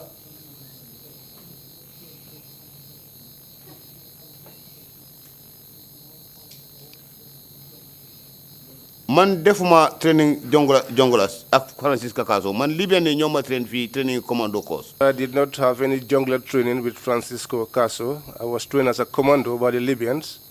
Francis Kakaso lu mu doon di jàngal ñi dina am ñi nga xam ne ñooñu def nañ koosam, maybe suñ ñëwee fii suñ paree waa dëgga comme man nu ma paree waa dëgga fii dinañ leen mun a waxal lan mooy seen mandarga time boobu noonu. Francisca Caso, the people that he trained, if they come here and they are willing to speak the truth, just as I did, they would be able to explain exactly the kind of training. May I announce to the Commission that the next witness who is to take this stand this afternoon is one such person who did the jungler training and would be able to explain what the training entailed. Thank you.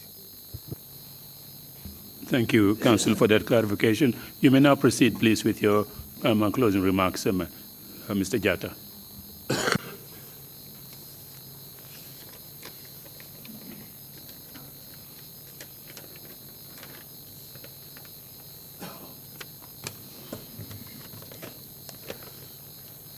Mr. Counsel, lead counsel, and councillors, commissioners, and all other protocols duly observed, I'm saying good afternoon, sir. First, I thank Allah, the Almighty, the current national leadership, the Commission, the entire Commission, and all stakeholders that might have contributed to the making of this great gathering possible. I pray to Allah that He make our positive national dreams come true. And I hope we have a reconciled Gambia, we have a united Gambia where our children can interact and work towards the achievement of their goals as set by their parents in their intention. After accepting and revealing all the wrongs I have been put to by our former regime head, that was the former president and the corps, I kindly seek the consent of the entire commission, Mr. Chairman, to lay down my personal observation and the way forward. But first, I will seize this opportunity to ask for a forgiveness, an entire forgiveness, if I can have it from the Gambian people. And I promise, while I ask for this forgiveness, that the experience I have passed through would be able to turn me to be a perfect man. I'm aware that, my performance in the army have caused so many pain and damage, but this would not have been possible if the leadership was there to support me in my intention.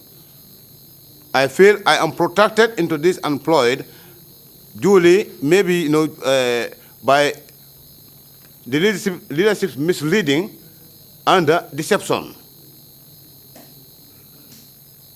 So being the case, I would say I am very sorry. And I promise that I will never get into such human rights violations in my career anymore. I will not hesitate to say sorry to any person that I have been involved in violating his personal human rights. We need to come together. We need to reconcile. We need to look for a future that may be better collectively. I will not say we forget the past, but let's forgive. For nothing is more difficult than losing a loved one. And nobody can justify the loss of a loved one to an individual, especially when it is done in the wrong way.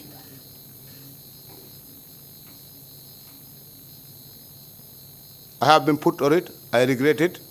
I did everything possible to make sure I get, I escape from the future involvements. But at points where I could not survive it, I had to go. Nevertheless, it was the condition of service that had to put me to accept. But with all this, I am saying a very big sorry, and I'm looking forward to your forgiveness. We in the army are not your enemies. We can have a very good law, but if the custodian of the law is corrupt and the custodian of the law is bent on individual interests, I am sorry, the conduct of the security forces is bound not to be correct. And as a nutshell, we all know that our constitution is a genuine constitution, but when it comes to the leadership to implement and apply it on people, there have been situations where the constitution used to be amended. We have all passed through the era. Gone are those days.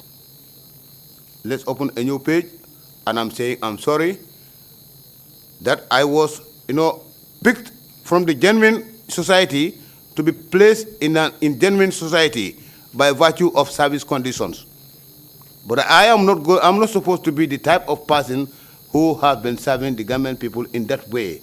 My service would have been of genuine cause. Nevertheless, it is said in Surah Al-Hadid that no misfortune, I have said it here, no misfortune will befall your souls or on earth without it being written in the books of Allah's decree. I am a human being, I am not perfect. And I will not deny that I have been put to gross human rights violations. This uniform I am putting on is your uniform. It's a uniform that I put on to serve the people. If I get it all wrong, I admit that I get it all wrong. My testimony here, I feel, is an accomplishment of my oath of allegiance. The command never used to tell me to explain until when the order comes that explain the people need this.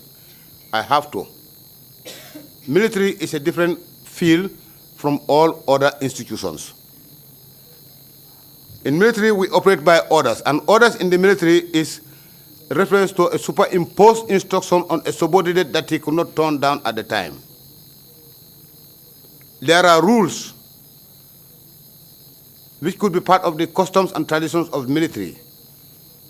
What happens in the field, stays in the field, is something I have mentioned during my statement. Rule number 1 says the senior man is ever correct. When he is wrong, refer him to rule number. Whenever he is wrong, refer him to rule number 1. That is the rule number 2. Again, there are 2 levels of performance in military. This I have not dealt with the council, lead council. That is the strategic level, and you have the tactical level. Each of these levels have got a responsibility in the conduction of an order. The strategic level will make decisions, decide what will happen by conduct of the forces. And at the tactical level, your responsibility is to implement the order that comes through the chain of command to you. So at certain times, we, the subordinates in the army, will find ourselves in a very critical position like I am today. Why? Because the army is a violent institution in charge of arms and ammunition. And arms and ammunition is what can make a whole life or a generation messed in a second.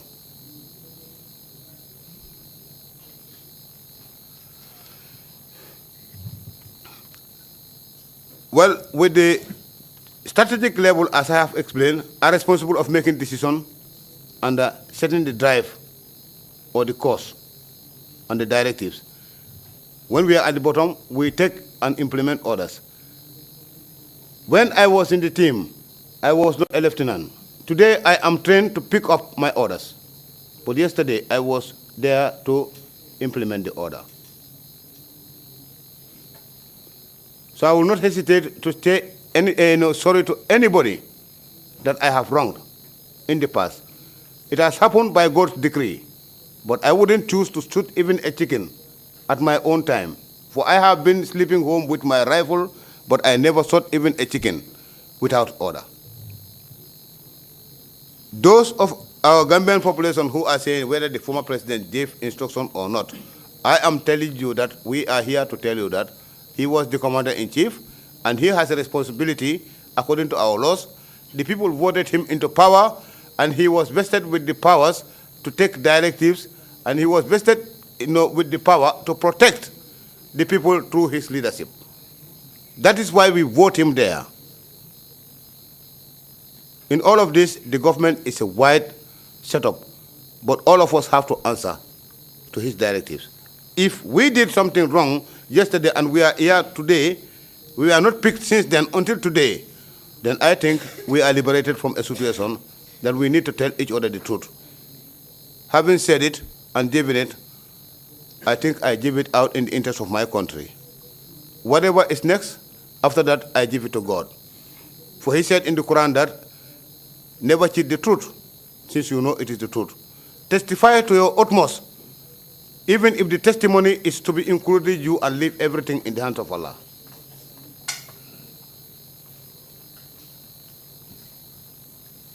Well, with my observation, I have mentioned about the subordinate position being critical, and I have said about the order. I pray to God that God give us a genuine leadership and an honest leadership. Otherwise, we may find it difficult to get this repetition, not to happen. But I will advise all Gambians to look properly before we are to give our votes to anybody now that we have got democracy. And let's try to think positive. Let's try to be forgiving, please. Because mistakes, when they happen, it's better to learn from somebody's mistake than to learn from your own mistake, because sometimes it may be too late.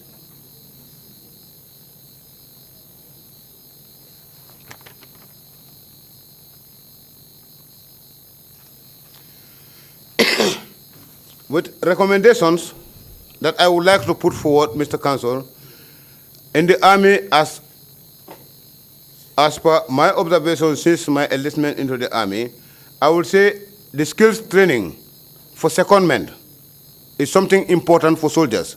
Because when a soldier is serving and he is not having a hope of making a life, if he is to be out of the service, this may subject him to obey all type of orders, even whereas he knows it is wrong or it's right.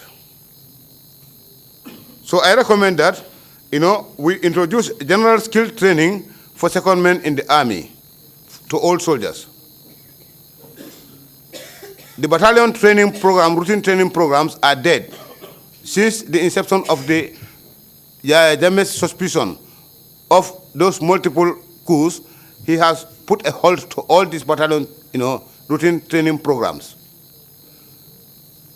This has yielded to soldiers, involvement, too much involvement into political activities.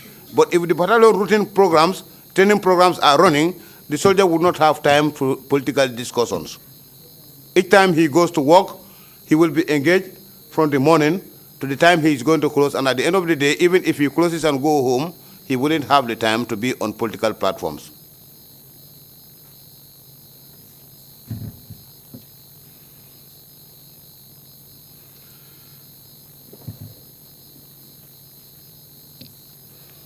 Again, with the leadership of my institution and the entire security components of the Gambia,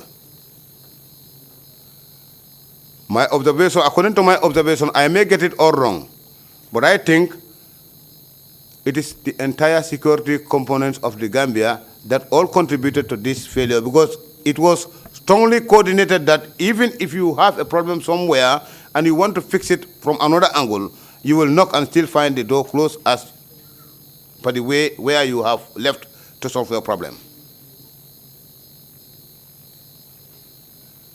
Our leadership in the security has to give an ear to their subordinate. I will advise the leadership, the national leadership, to try at all costs periodically to be listening to the subordinate directly if they can create a platform in which the national leadership can get information directly from the subordinate servants, like private soldiers coming upwards.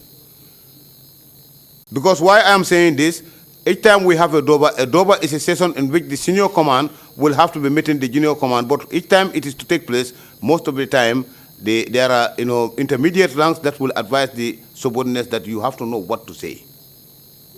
And if that happens, the right problem may be obstructed from reaching the right person.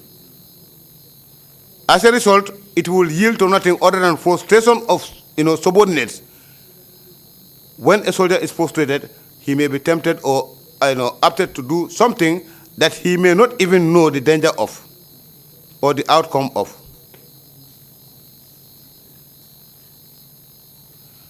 Next to that, I have also mentioned about the criticism. This is the main problem the Gambia has got. I believe many Gambian brains have been hypnotized.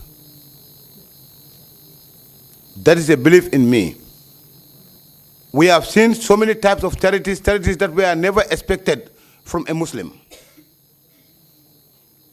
We were working under a leader that we think we know, but we did not know him. He was a disguise. I used to believe him when he picked the Quran and said, I am a Muslim. But at the end of the day, when I get close to him in the system, I come to realize that he may be better than Firaun only by a bit. Sorry to quote it in this way. And I will point that point where he may be better than Firaun. That is where Firaun said, I am a god.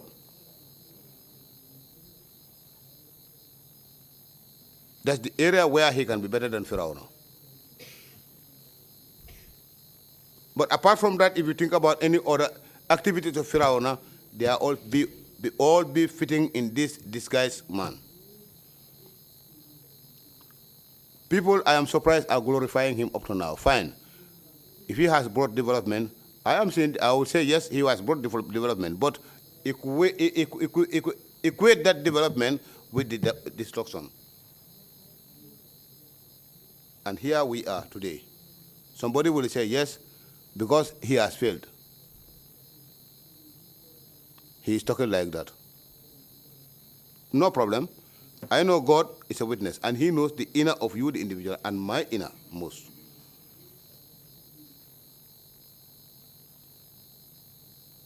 But I only pray to God that our future as a Gambia becomes united, our future goals of reconciliation come true, and our dreams come true. We live together, and we get our children to live in the proposed dreams that we are having that are positive, so that we can forget the past, and we can heal, and we can live as a people, and then we see a better Gambia that is well developed and peaceful still. At this point in time, I would not choose to go further. I thank everybody once more, and I will conclude again by saying I'm very sorry, and I will not hesitate to kneel down before anybody who was affected by virtue of my service conditions in which I was put to offend and create these human rights violations. I'm sorry, and I don't think I will ever get involved in such things.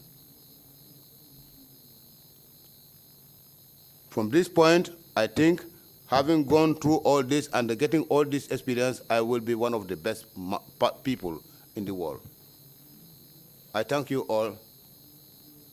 It is not easy to speak. If I have spoken the wrong thing, I am very sorry. If I get it well, then it is God doing. I thank you all as a nation. Thank you very much indeed. And we hope that you never come back to this kind of experience again. And we will pray for your soul. We will take a 1 hour break and come back at 3:15. It's okay. Meeting is adjourned. Thank you all very much.